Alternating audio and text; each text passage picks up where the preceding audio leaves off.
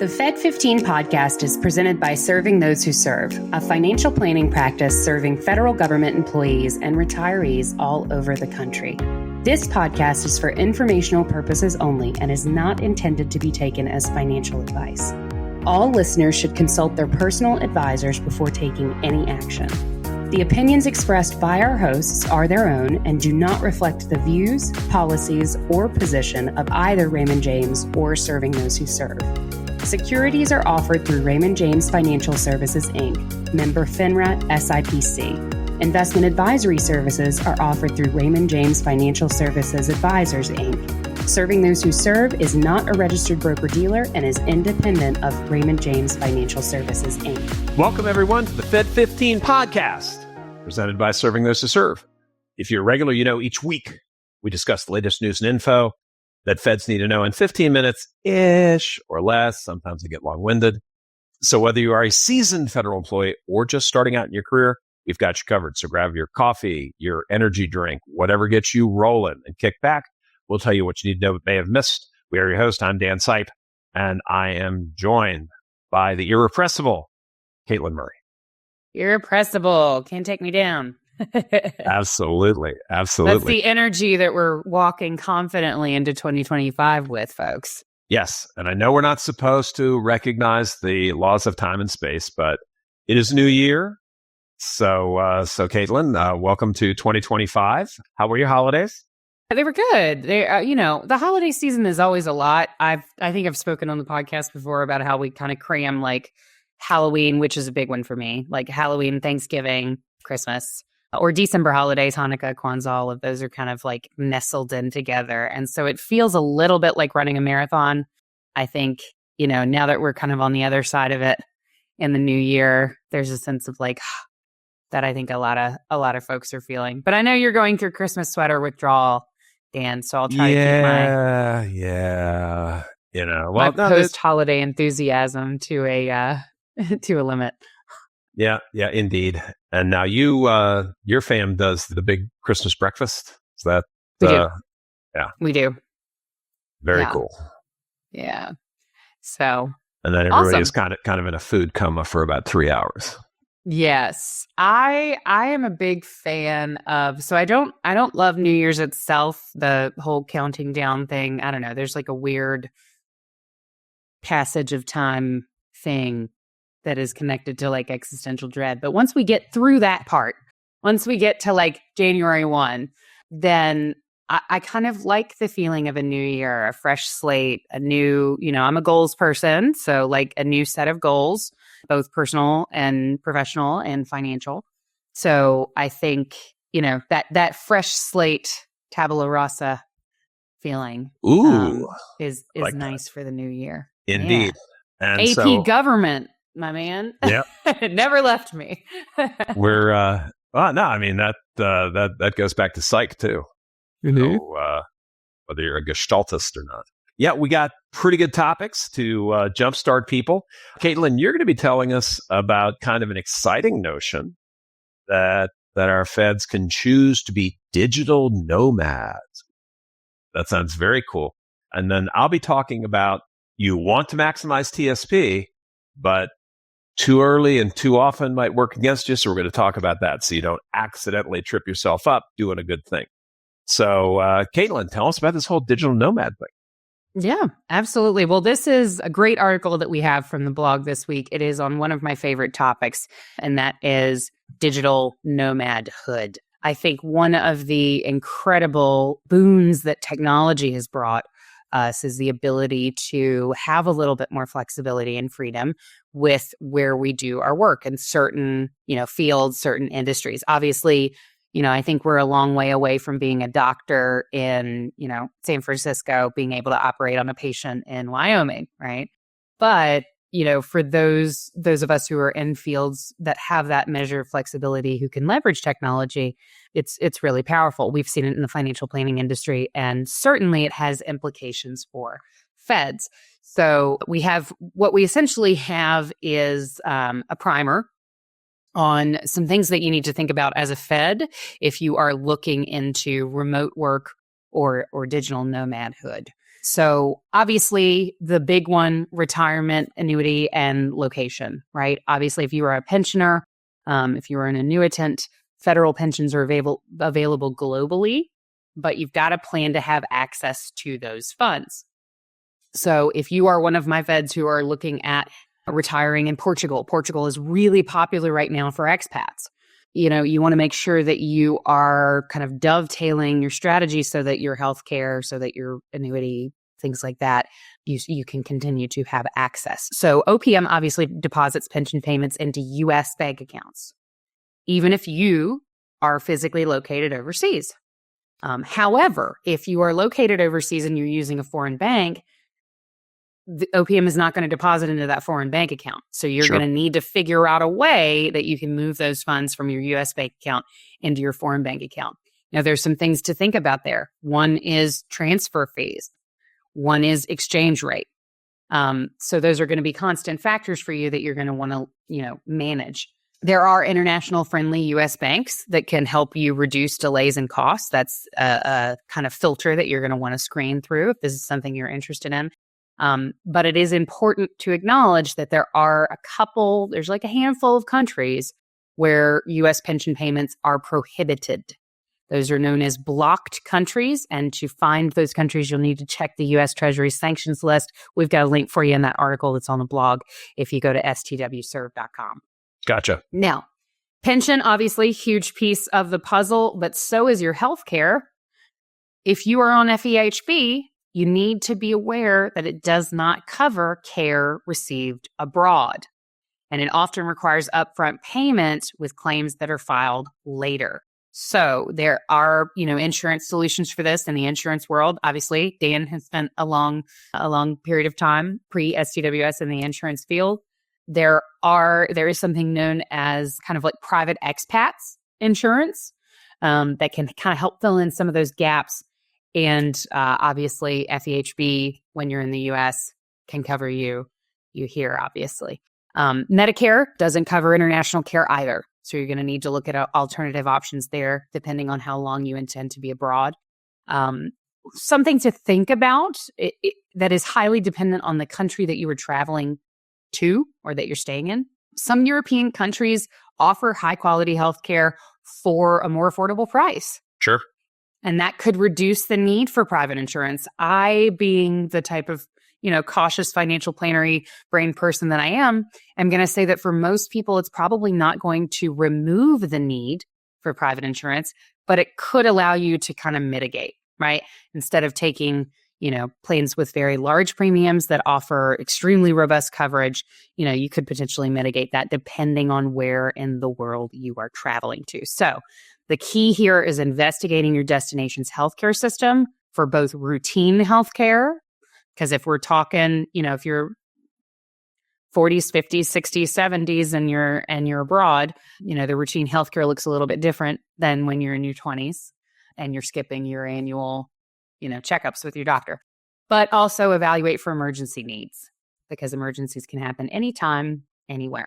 Tax implications as a digital nomad, something important to touch on, but obviously we're not going to get deep into the tax situation here on this 15-minute podcast. Federal retirees, just kind of to give you the high points, federal retirees must pay U.S. taxes on global income.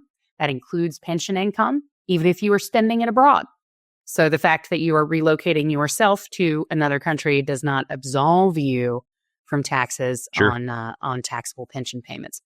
There is something called the foreign earned income exclusion. So non-pension foreign income that you're earning abroad could potentially, maybe, qualify for that exclusion. You're going to want to talk to a CPA about that, right? And then you also need to be aware of tax treaties. The U.S. has tax treaties with a number of countries that can kind of try to reduce some double taxation. The real key here, there are very, very few blanket recommendations. If you are looking at doing an expat lifestyle, I think it's very, very valuable to talk with a CPA.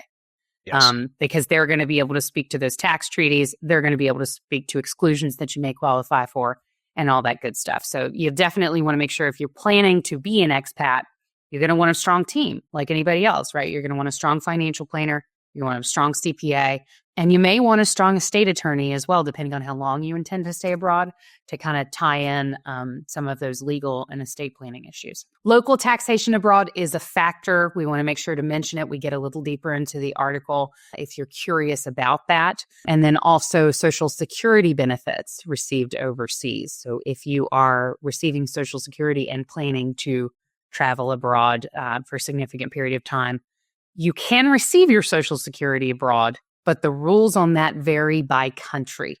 So you're going to want to check with the Social Security Administration guidance for your specific country, especially if you are traveling to a country that is under U.S. sanction. So big thing here is research. If this is something you're curious about, our article can be a great place to start. And we've got some great links in there to kind of clue you in on some other resources. You're going to want to budget. You're going to want to communicate. And you're going to want to kind of build that team. You need that dream team, your financial planning support, your tax support, your insurance support, and your estate planning support. So definitely if expathood or digital nomadship is something that you're looking at in 2025 or later, this article is a great resource for diving in a little deeper to that. So now for something a little closer to home, Dan's going to talk with us about TSP and why you shouldn't make your New Year's resolution to max your TSP as soon as possible. Absolutely. You know, being around when 401ks came into being, you know, after the earth cooled and things like that, one of the popular things to do was to kind of front load, and then you got a pay raise around Christmas time so that you had extra money for the holidays. That type of thinking worked well. There were in a lot of private sector ones, there were no problems. You got the full match. Unfortunately, the structure of the TSP is that you must have a contribution each of the 26 pay periods to get the full match. So I'll say that again. You must have a contribution each of the 26 pay periods to get the full match. Okay. So what you want to do is do your math and do it properly. So this year, max is $23,000. And if you get there, say by the first week of December, and you miss that last pay cycle, you're not going to get the complete match for the year. So we have an example in there. If you're in $100,000 a year and you max out your TSP contributions by September, you will miss a match for the last 3 months, which would cost you $1,150. You don't want to miss that. And if that happens consistently over the long term, then this is a place where it kind of becomes, as we talk about with our clients, you know, that death by 1,000 cuts, these small things that are a little bit off. But have no fear. There are tools that you can use. We're one of them. Okay. Don't forget us as a tool for feds. We exist for that very purpose. But if you are much more of a rugged do-it-yourselfer, the TSP calculator will help you plan those contributions. And the updated system actually helps you track the progress towards the IRS limit. So big hand to Retirement Thrift Investment Board for improving that tool so you don't hit that cap too early. So when you're laying out for the year, divide the IRS limit by the 26 pay periods. That's going to tell you what you need to put in. And that would be $884. Now, by the time you're listening to this, you're already into a pay cycle. So you'll have to redo your math on that if you haven't bumped it up. And then don't forget, if you're 50 or over, you can add catch-up contributions in there up to $7,500 for 2024. So set up your automatic deductions so that you are going to be contributing in every cycle through the year. And don't forget, this is something we remind people of in our practice. Don't forget to check around the middle of the year, because if you find out you got there too fast, too late in the year, there's nothing that you can do about it. But if you catch it early and you say, whoa, man, this is gonna have me all wrapped up by September, you can lower things down so you get through the end of the year. Leverage those tools. Use that TSP calculator, monitor, adjust as needed. Being consistent with TSP investing is one of the most important things that you can do. And I'm going to throw something else in here. And this is our battle cry. $1 billion is the minimum. If you want to retire comfortably from federal service, you need to set a goal of hitting $1 million. And just because you meet an annuity salesman out there who goes, oh no, you'll be fine with 600,000. Just give it to me. Wrong. Not going to work. $1 million is the minimum. So maximize that growth. Be consistent and make sure these little things don't trip you up. Don't miss when you're able to put in more. I wrote an article this year called January Jump. Always be aware of when the increase occurs and don't get out over your skis and contribute too early so you miss the end of the match. Otherwise, very consistent tool. And if you're not putting in the maximum, each year increase to be able to close that gap. Set a goal to be at the maximum within 5 years. And your future self will thank you. So there you go, Katelyn. Those are the tips.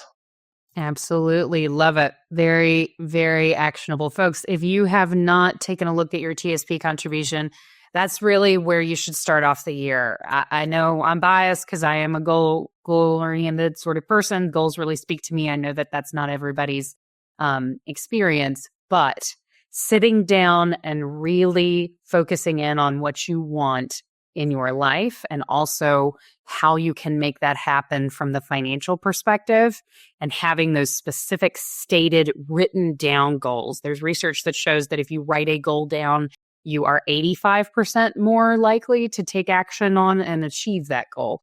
So TSP contributions is a great place to start. Like Dan said, if you're not maxing out, let's make a plan. Let's set some goals to get you to that point.